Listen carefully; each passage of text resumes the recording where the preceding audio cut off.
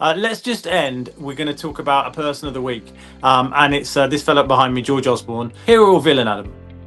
I think that part of George's vision, and don't get me wrong, in the landlording community in general, he is derided as one of the great villains of all time, because he did, as you correctly say, kick off this process of what's become a hostile environment for landlords. But what he also did do, and this should never be missed, is ultimately the private rental sector had absolutely grown intergalactically between 2002 and 2015.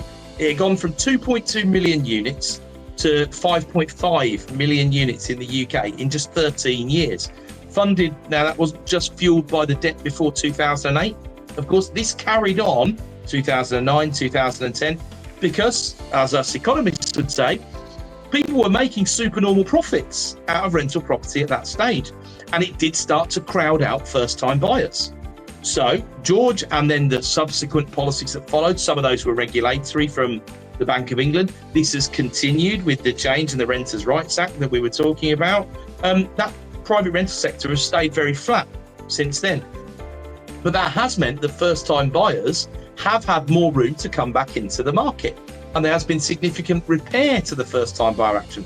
First-time buyers have carried this housing market 2023, 2024, because they're highly motivated. They want to get in. And if landlords are out, is it a terrible thing that first-time buyers are coming in and buying those properties? Of course it's not. I don't think anyone can really say that it is. Do you know, he actually did quite a bit for first-time buyers and the economy overall, even though the landlord community will never, ever forgive him.